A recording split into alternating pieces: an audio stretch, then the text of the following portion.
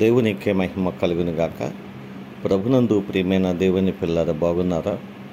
దేవుని మహాదయని బట్టి దేవాది దేవుడు రాత్రికాల సమంతా ఆయన రెక్కల చాటున భద్రపరిచి ఉదయకాల సమయంలో చక్కటి సమయాన్ని ప్రభు మనందరికి అనుగ్రహించారు.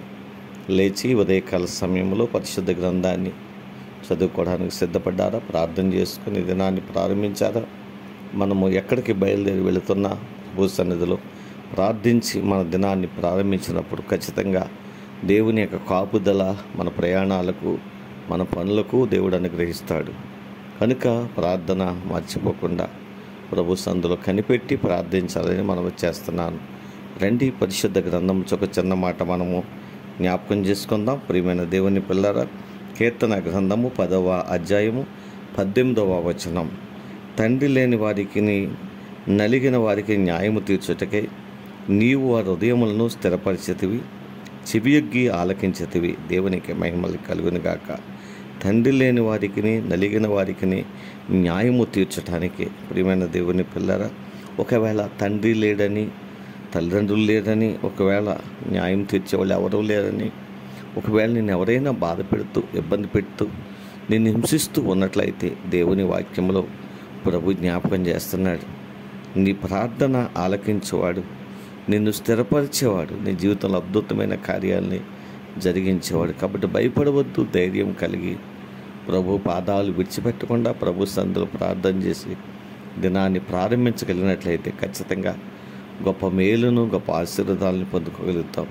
దేవుని వాక్యంలో జ్ఞాపకం చేసింది ఇదిగా, తండ్రి లేని వారికి, నలిగిన వారికి న్యాయము తీర్చుటకే నీవు వారి హృదయములను స్థిరపరిచితివి, చెవియొగ్గి ఆలకించితివి అని కీర్తనకారుడు ప్రభుని స్తుతిస్తున్నాడు.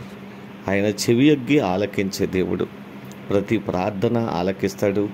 ప్రతి ప్రార్థనకు ఆయన జవాబిచ్చి వారి జీవితాల్లో ఇదిగో ఏటువంటి భయంతో వారు జీవిస్తున్నారో ఆ భయమును పోగొట్టి ధైర్యాన్ని నింపి బలపరిచేటువంటి గొప్ప దేవుడు. కాబట్టి ఉదయకాల సమయంలో అటువంటి విశ్వాస జీవితాన్ని కలిగి ప్రభువులో సాగిపోవడానికి మనం సిద్ధపడడం మనకు, మన ఇంటి వారికి క్షేమకరమని ఈ మాట ద్వారా జ్ఞాపకం చేస్తున్నాను. దేవుడు అటువంటి కృప పరిశుద్ధాత్మ దేవుడు మనందరికీ అనుగ్రహించి నడిపించునుగాక. ఆమేన్. కృపాసత్య సంపూర్ణమైన మా తండ్రి, కృపామయుడమైన మా దేవా, నీకు వందనాలు, స్తోత్రాలు. ఈ ఉదయకాల సమయంలో మరొకసారి చక్కటి మాటల ద్వారా మీరు మాతో మాట్లాడినందుకు వందనాలు. స్థానిక సంఘాన్ని, గ్రామాన్ని కూడా దీవించండి, ఆస్వాదించండి.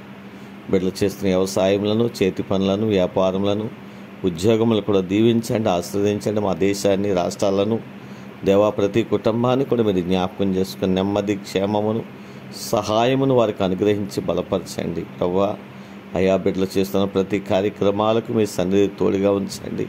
దుష్టుని యొక్క పన్నాగములు ఎంత మాత్రమో పని చేయకుండా దేవా, ఆయన యొక్క ప్రభు సన్నిధులు వారిని లయము చేసి గొప్ప కార్యాలని బిడ్డల పట్ల జరిగించండి. దేవ, ఉన్నతమైనటువంటి కార్యములు జరుగునుగాకని ప్రకటిస్తూ ఉన్నాను. అటువంటి విశ్వాస జీవితాన్ని ప్రియబిడ్డలందరికీ దయచేయండి. బలహీనలుగా ఉన్న వారందరినీ మీ రక్తం చేత కడగండి. ఇది నాన్న చక్కటి కార్యక్రమాలు చేసి నేను గణపరుస్తున్న వారిని కూడా గణపరిచి నెమ్మది, క్షేమమును వారికి అనుగ్రహించి బలమైన కార్యాలు జరిగించండి. మా దేశాన్ని, ప్రపంచ దేశాన్ని కూడా దీవించండి, ఆస్వాదించండి. మా గ్రామాల నుండి, మా ప్రాంతాల, దేశాల్లో, రాష్ట్రాల్లో ఉన్న ప్రియబిడ్డలందరినీ జ్ఞాపకం చేసుకోండి. వారి కష్టార్జితం వారి బిడ్డలకు, వారి బిడ్డలకు ఆశీర్వాదకరంగా, దీవెనకరంగా మార్చండి. నామాన్ని ప్రేమించి వారు చేస్తున్న పరిచర్యకు రావలసిన నూరంతల ఆశీర్వాదాలు ప్రభువా, నీ దాసులను ప్రేమించి వారు చేస్తున్న పరిచర్య కూడా రావలసినటువంటి దీవెన ఆశీర్వాదాలు సమృద్ధిగా నీ నామంలో అనుగ్రహించి మీరే ఘనత, మహిమా ప్రభావాలు పొందుదరని యేసయ్య ఉన్నతమైన నామములో ప్రార్థించి స్తుతించి మీకు అప్పగిస్తూ దినాన్ని ప్రారంభిస్తున్నాము తండ్రి.